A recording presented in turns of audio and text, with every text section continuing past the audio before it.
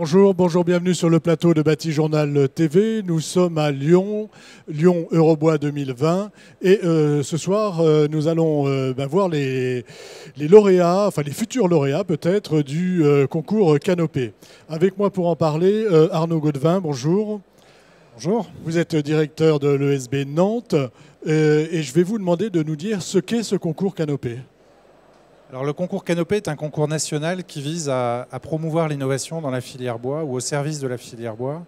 C'est un concours qui a été initié par Forinvest, c'est-à-dire des industriels qui à un moment donné ont voulu utiliser leurs moyens financiers pour accompagner un certain nombre de projets et en l'occurrence effectivement mettre un coup de projecteur sur des projets en fonction de leur degré de maturation. Et il était évident pour nous, ESB, qui en plus à ce moment-là, réfléchissons à un projet similaire, eh bien, de nous associer, puisque de notre point de vue, l'innovation est un élément fondamental dans la formation de nos jeunes et un élément fondamental surtout dans l'attractivité des métiers.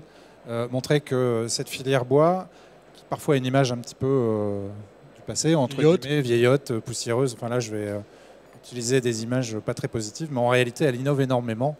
Et je prendrai un seul indicateur relatif à ce concours, c'est le nombre de dossiers, puisqu'on a reçu un peu plus de 140 dossiers à l'échelle nationale. Et là, on va en découvrir quelques-uns ce soir. Alors on va en découvrir 9 en fait en tout. Un concours qui est structuré en 3 parties, c'est ça? Alors, on peut le regarder de cette manière-là. Effectivement, on a 3 catégories. Une catégorie idéation, une catégorie start-up et une catégorie entreprise. Il fallait bien trouver des catégories, on va dire. Et puis, c'est un concours qui a la particularité d'être plurirégional, entre guillemets, dans la mesure où, effectivement, ce soir, on est à Lyon, mais on sera bientôt à Nancy ou à Bordeaux ou à Nantes. Et puis, on fera une finale à Paris. C'est qu'en France, on aime bien faire les finales à Paris. Oui, ça arrive. Et la finale est prévue pour quand? La finale est prévue pour le 11 avril, sauf erreur de ma part, dans le cadre du Forum Bois Construction, ce qui est l'occasion de redonner un rendez-vous à nos amis de la filière. Alors, on va maintenant s'intéresser à la catégorie idéation. Idéation, vous pouvez nous en dire un petit peu plus sur cette catégorie? Alors, idéation, c'est un terme un peu un néologisme, entre guillemets, anglicisme, je ne sais pas trop, mais dans idéation, il y a idée. Si vous voulez, quand on est sur le chemin de l'innovation, il y a à un moment donné une idée qui germe par observation, par association, par rencontre, qui va permettre de faire la découverte du siècle, peut-être, on n'en sait rien, mais on voit bien la maturation au fur et à mesure. Donc quand un porteur de projet ou une porteuse de projet a une idée, eh bien, elle va s'engager sur le long et difficile chemin qui est celui de la conviction personnelle. En général, les porteurs sont convaincus, mais surtout d'aller convaincre davantage de personnes, convaincre des financeurs, convaincre des institutions, convaincre le marché, etc. Et la catégorie idéation, c'est la catégorie qui va regrouper les différents projets qui sont plutôt sur la partie amont de cette longue route de la création d'activités. On est avant la start-up. Alors effectivement, l'étape qui suivra sera probablement la start-up pour ceux qui vont aller vers la structuration et puis après... Voilà. Mais on en parlera après. Alors avec nous, on a 3 présélectionnés qui vont nous faire un petit pitch en fait. Et vous allez nous convaincre. J'ai donc par ordre d'entrée à l'image Audrey Ayache. Bonjour. Bonjour. Comment s'appelle votre projet? Alors mon projet s'appelle Campa Sempre. À côté de vous, on a Julien Legui. Bonjour. Bonjour. Votre projet? Lui s'appelle Bioglu. Excusez-moi, Il s'appelle Bioglu. Et donc à côté de vous, monsieur Sébastien Murcia. Bonjour. Bonjour. Et je vais vous demander le nom de votre projet. Mon projet, c'est la création du cluster construction bois et biosourcé en région Bourgogne-Franche-Comté. Alors, on va commencer avec vous. Et en quoi consiste ce projet, cette idée? Alors, donc tout d'abord, je vous explique que je suis architecte de formation. Et donc mon projet Campa Sempre que je développe, c'est la création de monuments funéraires écologiques en bois, personnalisables et made in France.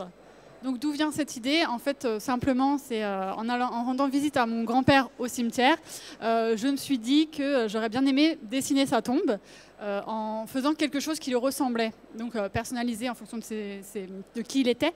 Donc il aimait bien la pêche, voilà, le vélo typiquement.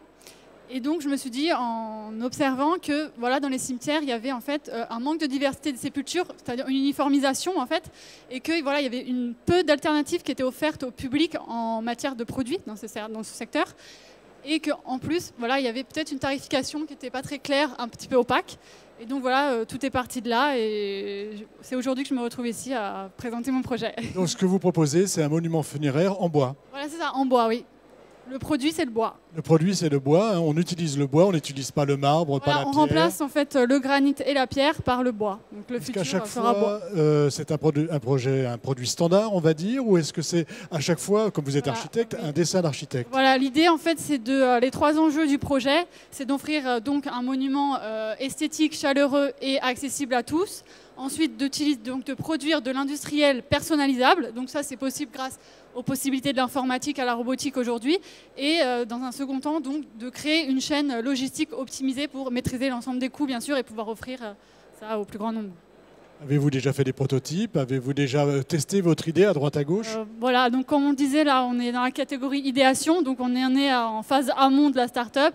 Donc oui, j'ai déjà commencé à faire des prototypes, et d'ailleurs, je cherche des partenaires, donc notamment en approvisionnement bois, en production, qui pourront m'accompagner dans la concrétisation de ce nouveau produit. Voilà, un appel à partenaires. Voilà. On a tout dit? Oui, on peut rajouter que voilà, le projet est soutenu déjà par la French Tech via un programme qui s'appelle le French Tech Tremplin. Voilà, s'il y a des personnes qui veulent regarder, par la BPI et voilà, j'espère bientôt par la French Fab, donc le regroupement de tout ce qui est industriel. Un projet qui intéresse. Voilà, merci. À vous, Julien. Julien Legui, je précise que vous êtes postdoctorant au Centre de recherche sur les macromolécules végétales, le CERMAV, c'est ça, de Grenoble. Tout à fait. Alors, BioGlu. La BioGlu, colle bio. Alors, pour remettre un peu de contexte, donc moi je suis porteur d'un projet de start-up qui s'appelle Funcell. Et on a différents marchés pour les additifs pour la papeterie ou pour les colles pour les panneaux de particules, le projet BioGlu en question. Alors ce projet vise à faire donc des colles qui soient biosourcées, non toxiques, et recyclables, en opposition avec les colles actuelles pour les panneaux de particules qui sont pétrosourcées, qui sont toxiques principalement à base de formaldéhyde, qui va être relargué dans l'air de nos habitations et donc nous mettre en contact avec des produits toxiques dans la vie de tous les jours. Donc un travail à la fois sur les colles, hein, sur la qualité de l'air intérieur, sur une ressource biosourcée qui nous permettra L'idée, c'est de basculer vers un panneau qui serait totalement biosourcé. Tout à fait, oui. Nos colles sont faites en fait à partir de bois. Donc on réalise une opération de chimie extrêmement simple et respectueuse de l'environnement. Et on obtient des colles qui sont viables pour les process de panneaux de particules. On travaille avec le FCBA de Grenoble qui a validé nos processus de fabrication et nos qualités de panneaux réalisés. Donc vous êtes déjà bien avancé. On a des preuves de concept à l'échelle laboratoire et pilote grâce aux équipements du FCBA de Grenoble. Et actuellement, on est en recherche donc de partenaires industriels pour passer à l'étape suivante et réaliser des essais, cette fois pilote mais industriels, et après espérer une commercialisation sous peu. Rapide. On a tout dit?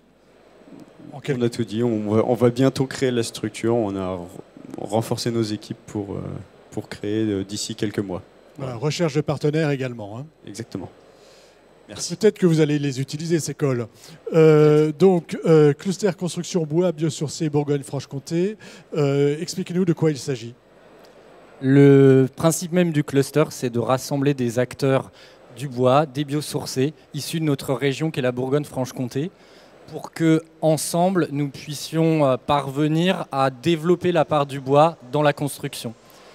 On sait que c'est un vrai challenge, mais on sait aussi qu'il y a énormément d'attentes sur le sujet.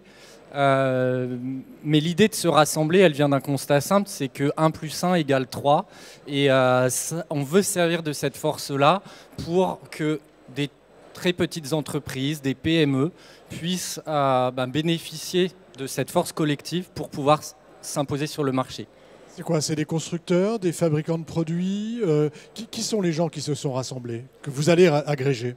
Alors aujourd'hui, on compte déjà 20 membres.